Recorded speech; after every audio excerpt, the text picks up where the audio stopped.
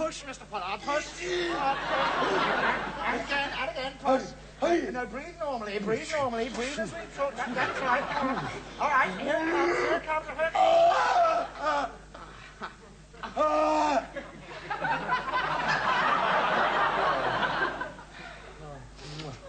Next time you want to photograph Billy Connolly, make sure you do it from a safe distance.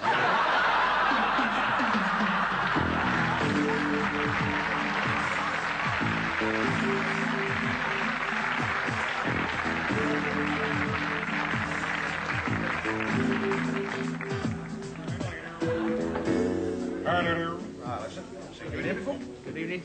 No, I was just passing, so I thought, you know, Well, sit yourself down next to our Mr. Plato here.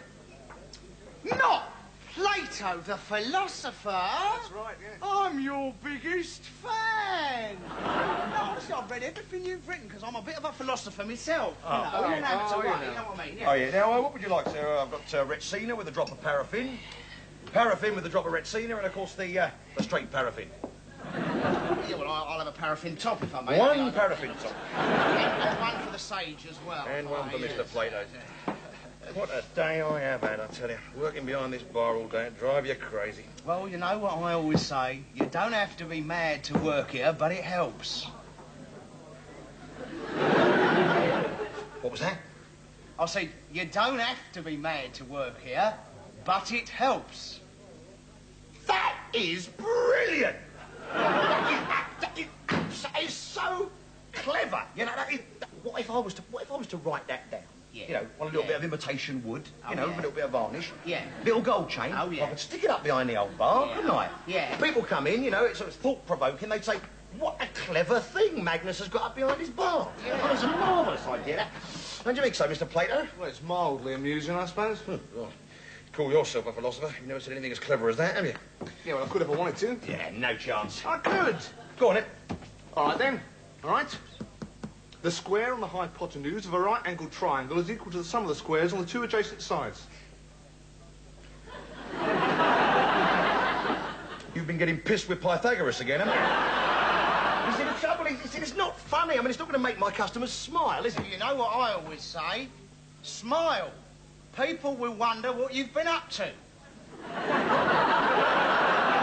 He's done it again! That is bleeding profound, that is. There's nothing clever about what he's saying.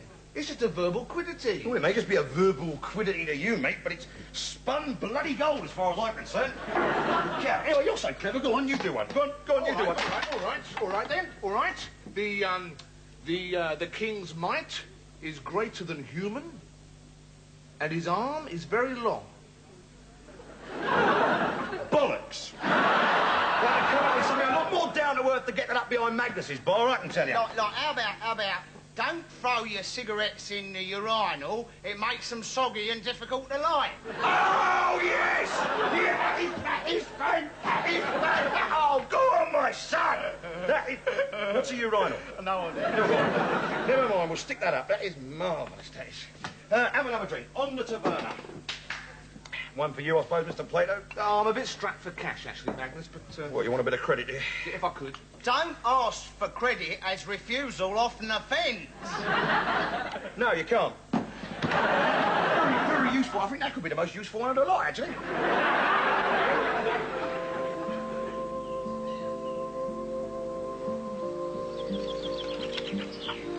Colour, warmth, and soft tones with just a hint of summer magic.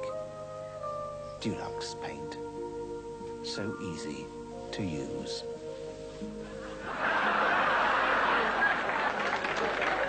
So, with the result finally through, we can now project that information onto a nationwide scale, see how we would expect the parties to fare in a general election. So, starting with Labour, who polled 38%, we transfer that to a general election, and Labour would expect to get a little bungalow. Obviously, one shouldn't make too much of these figures. They are, as I say, very much a projection. It might not be a bungalow. It might be a little semi-detached or something. Anyway, yes. Well, moving on. Anyway, to the Alliance, they with 27% would expect to look something like Nick Marsh. So we'll move right on to the Conservatives. And their position should look so. Yes. I think this is very, very much what we were expecting, really. Very, very much on the cards. So now, perhaps we can have a look at the geographical breakdown. And here we can see that Britain is turning into a right little raver. And I think probably we can draw a couple of conclusions from all this. One, that Britain is a right little raver, and the other one is that my computer is completely buggered. Right, the other day, right, there's a game in it on a bicycle, because the other day, right, we picked up this East African ambassador, right, and he's, you know, with a notorious prostitute, so he says, I've got diplomatic immunity. So we didn't bother with a penicillin jab, did we?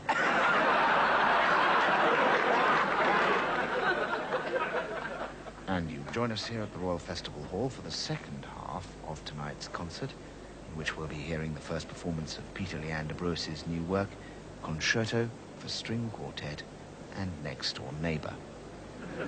Just arriving on the platform now is tonight's soloist, Simon Ben-Jones.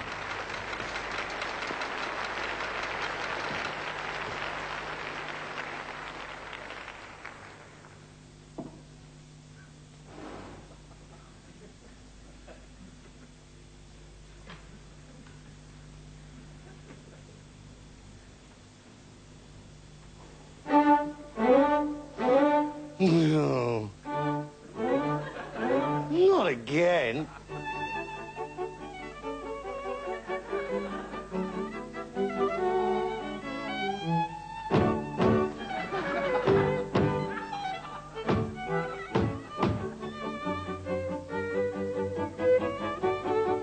Shut up.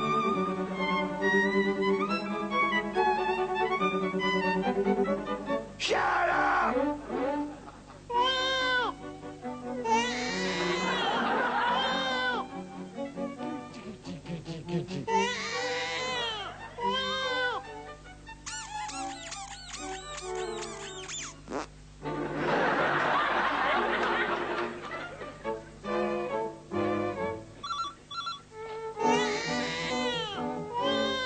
Who? What? Can't hear you! You bloody bastard, shut your bleeding round. There's people trying to sleep.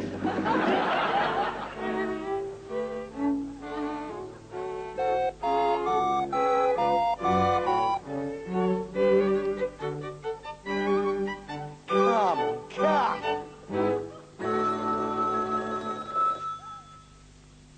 Have you got any idea what the time is? Playing that bloody rubbish at all hours? Something have to go to work in the morning. My wife's got a headache, the baby's just wet itself, and I'm trying to watch the telly. You don't get the bleeding noise down, I'll come round here, and I'll stick your runny cello where the sun don't shine. Don't ball your head, Grandad.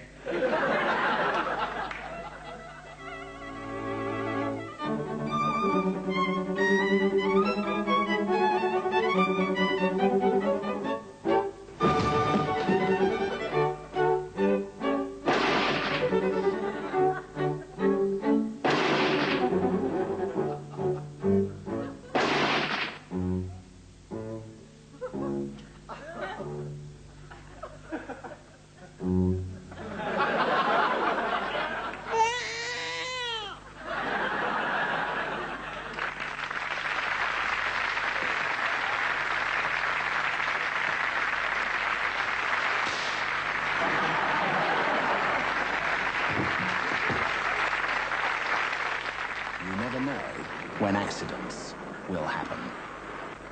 Are you prepared to be a donor after your death? I'm a donor. I'm a donor. I'm a donor. Yes, everybody loves donor. Be a donor and give somebody else a kebab.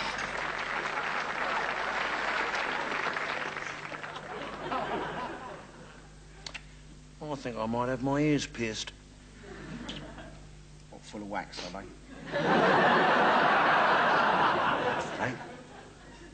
Are they full of wax? I I said pierced, not syringed. Oh.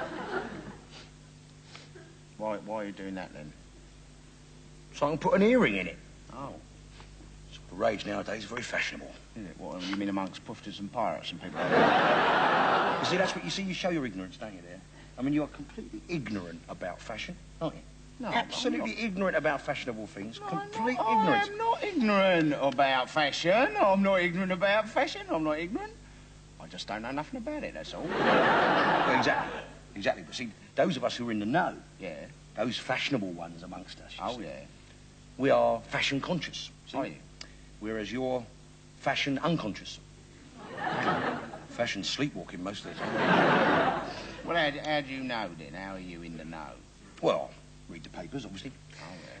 Well, I didn't know they had a fashion page in the Sporting Life. And, well, I keep my arse peeled, you know. I might go to a little trendy late-night eatery. Oh, yeah. And, you know, I might see old Brian Ferry and Seb Coe. Oh, yeah. What, they're regulars down at Deptford Spud, you like, are they? And, you know, I'll see what they're wearing, they'll see what I'm wearing. You see what I mean? Yeah, but, I mean, what are you wearing, then?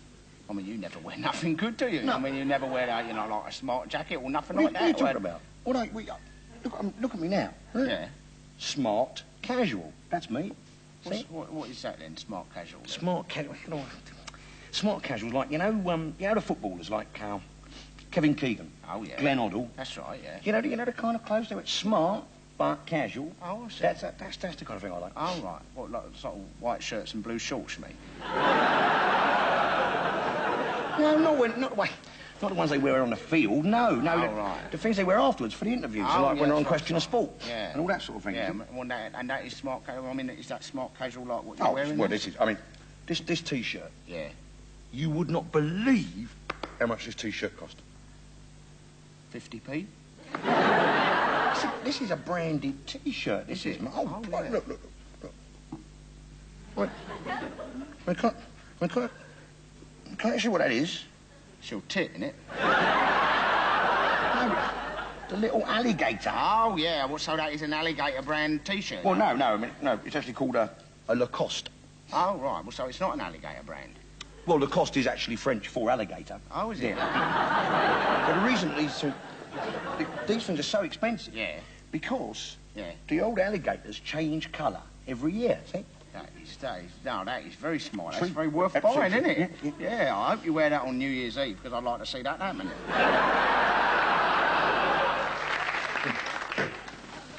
As I said to the PM only yesterday, I don't expect to be standing at the next election.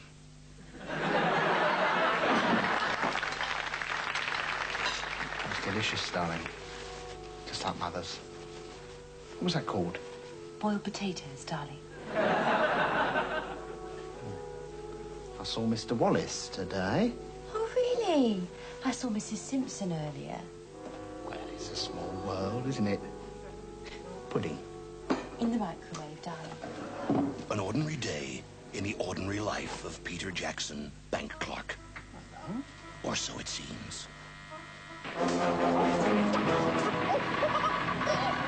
But a domestic accident with a faulty microwave turns him from a driveling nonentity into...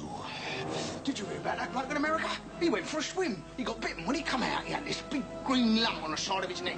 The doctor cut it open. It was full of fish. Go on, then. Hit me in the stomach. The incredible bullshitting man. Goblin and Glibulus present Jake Thistle as an ordinary man who became a scientific sensation, but he had to be cured. I'm gonna try some word associations, okay? Car. I'm doing 140 in the inside lane. Grandfather. When he died, the whole town come to his funeral. None of this is true, though, is it, Peter? Go on, then. Hit me in the stomach. Thrills. Don't move. I'll bring you back some moon rock. Action. Europe is currently ablaze with the amazing story of the incredible bullshitting man. There's a bloke in Africa, right? He spent 25 years working on a cure for leprosy. He was on his way to work one morning, left it on a bus. He had to start all over again. It happens, doesn't it? Romance. You want to come round one night and see my bookshelves? Solid leather, built myself. Do you know how much they cost me? Fortunes. 10 grand if you get them down the warehouse. A man alone. We're when my uncle had his heart attack, we took him down the hospital. I had to do the x-rays myself. He only had 2 hearts, didn't he? They said he'd be dead within 3 weeks. Next year he won Wimbledon. Man, distraught. King Dodd's my dad. None of this is true, though, is it, Peter? I know the governor. A man torn apart by his nightmare. Turned out to be Prince Andrew. A man advertising shampoo. I use Glossy Scalp. My mate King could drink this stuff, you know. Give me the stomach. He could not be stopped. Oh, went to a great party last night, yeah. Lasted 4 days. Straight up, straight up. There were so many people dancing, fell through the floor, landed in the off licence, carried on for another week. No, that's right, it's true. Like, straight up. They had to send the SAS to stop it. I'll smoke their heads in, all right? The incredible, bullshitting man. Coming soon to somewhere near you. Sterling lost. He was blind when he won his first Grand Prix. Did you know that? The best film that's ever been made in the whole world. Ever. Go on, then. Hit me in the stomach. Do you know what I actually see you in? I see you. Yeah. In an aquamarine, double-breasted Italian suit. Oh, Italian. Yep. Yeah. What, you nice mohair. Really, you think I look good in that? Oh, you look terrific. Yeah. Terrific. What is a mo, then?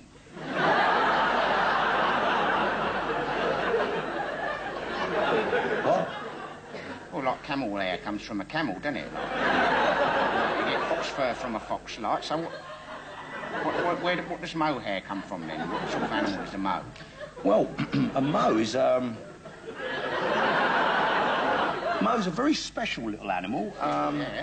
You find him running about Italy quite a lot. Yeah. And of course, he's a small animal with very shiny hair. Oh, yeah. In fact, he looks a little bit like an Italian suit.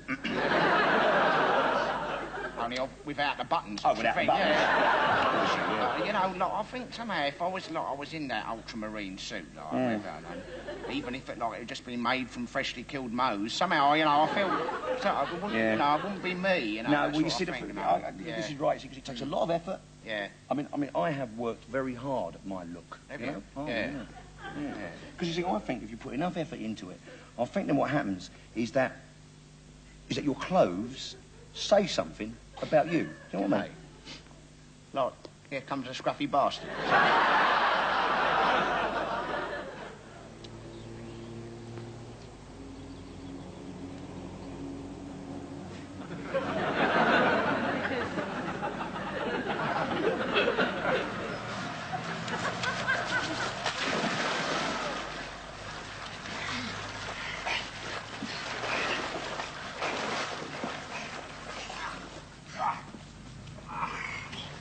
My God!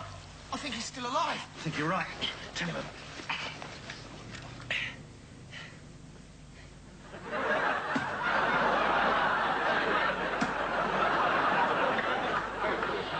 Sir? Phillips, come and sit down. Thanks very much, sir. I've read this rescue report, Phillips, so what happened? It was a routine recce flight, sir, east of the Cape, about 5,000 feet. I throttles down for a starboard sweep and a whole paraphernalia dies on me, everything. The engines, hydros, radio, the lot. So you landed on the ice floe? It was a bit hairy, sir. Well, you're a good pilot, Phillips. Thanks very much, sir. You're also a very fortunate pilot. Sir? Well, 58 days on an ice floe. No food. It's a miracle you didn't starve to death. I didn't think about food, sir. Survival was all that mattered. Yeah. Tell me, Phillips. Where's Henderson? Henderson, sir? It's your co-pilot, Henderson. Oh, Henderson? Yes, Henderson, yeah. He ejected, sir. He ejected over the sea. I saw him go under and I never saw him again, sir. Yeah, but you did find his ejector seat and fit it back in the aircraft, then? I beg pardon? Well, both ejector seats are in the aircraft. Oh, yes, I managed to recover the ejector seat. Yes. So let me get this straight. In sub-zero temperatures and half starving to death, you swim out, you dive down, you pick up a 200-weight ejector seat, and you fit it back in the aircraft. It's what Henderson would have wanted, sir.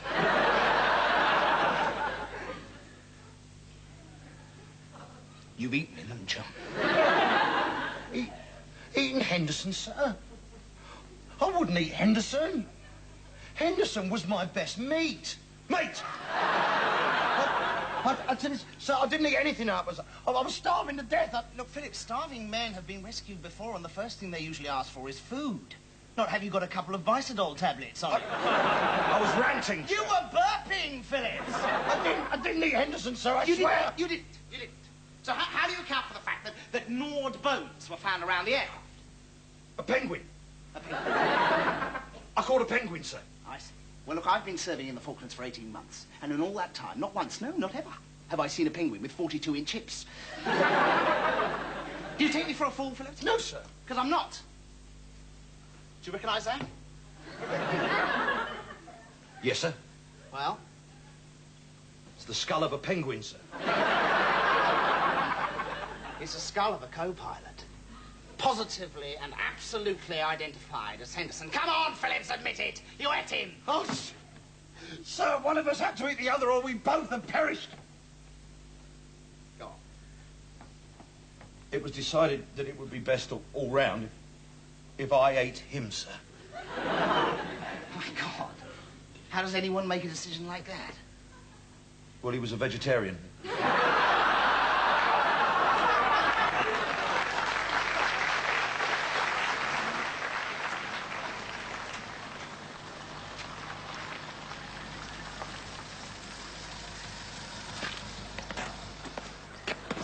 Officer? Have you been drinking, sir? No, I haven't actually. Would you mind getting out of the car, please? You're sure you haven't been drinking? Yes, I'm absolutely positive. Will you drive the chief constable home? He's as pissed as a fart.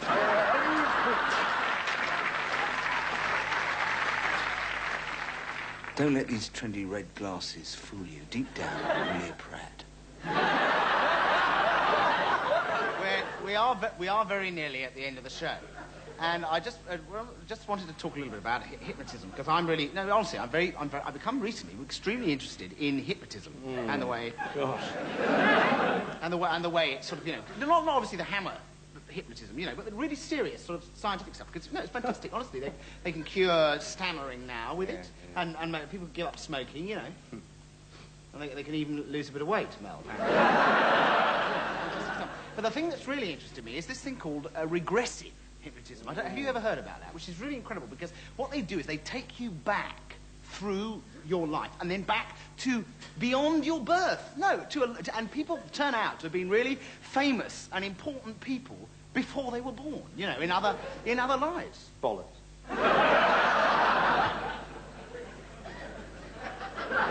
Yeah, well, actually, it's not bollocks. Actually, it is actually a scientific process. It's not Paul Daniels. You know, I'm talking about something which is scientific. Scientific? Yeah. Well, why don't you try it on me, Griff? I've been told I'm a very good hypnotic subject, apparently. Have a go. Come on, prove it. Well, you're serious about this. I'm serious. Have a go, mate. No, I would quite like... That would be all right with you, all right? Sure. Sure, okay. Absolutely. Look, you have to be serious about this. You have to take this as, you know, because... I'm serious. Yeah, sure, but I just want you to look at the end of this pen, all right? Mm-hmm. Okay? Just concentrate it, darling. All right, okay. And you are feeling drowsy. Sorry, what am I supposed to do? You're feeling drowsy, Sorry. you know? Yes, I'm sorry. Yeah, sorry. okay? Sorry, okay, fine. Yeah. You're feeling drowsy, and 1, 2, 3... And he's under. There we are. That's absolutely fantastic. He's gone straight into a hypnotic trance. I know a lot of you were believing that he's just fooling me, but I'll do a little test. What I'm going to do is I'm going to give him a glass of water, but I'm going to suggest to him now that when he drinks it, it's going to taste like methylated spirits. So could I have that glass of water? Okay, and wake up, Mel. Would you like to drink that?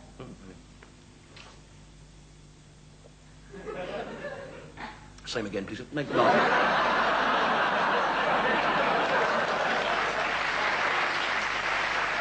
And he's under again. And now I'm going to take him back through time. That's right. And now, Mel, you're 16. And we're going back through time. And now you're 6 months old. And we're going back And now we're going back to the moment of your birth. And now we're going to go back beyond that moment. Back into uncharted time. Yes? Huh. Explosions. A loud noise. Yes, yes. Are you in the Second World War? Yes, are there bombs? Bombs, yes, bombs. Yes. You must be somebody really famous, like you must be Montgomery, all right, at the Battle of Arnhem. Is that right? No, I'm in Streatham. You're in Streatham. Whoops. What's happened? I just died in the Blitz.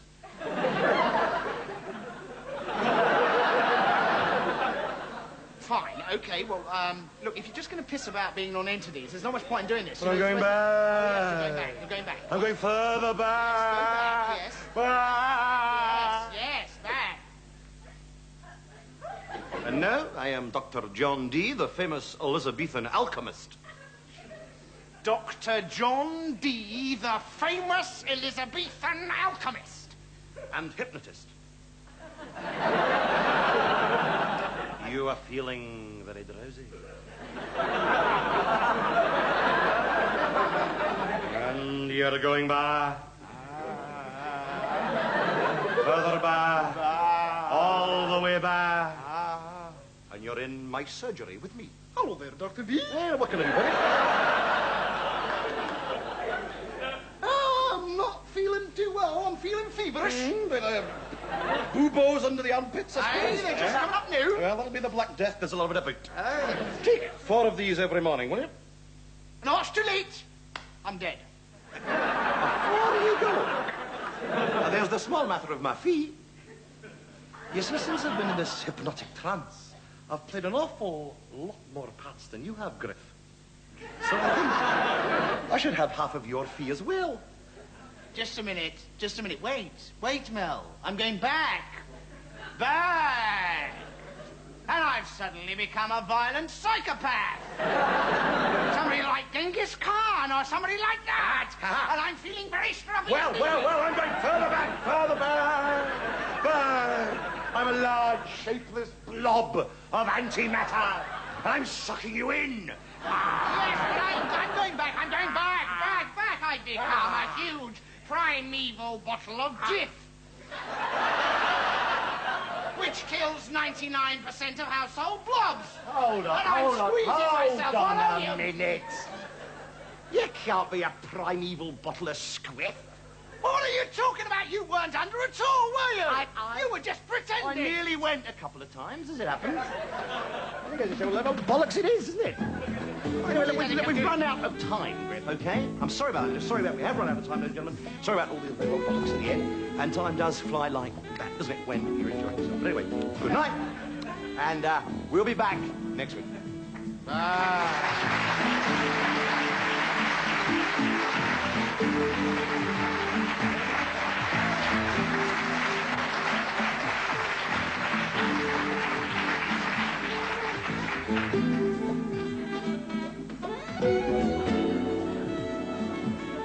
I've always wanted to do this.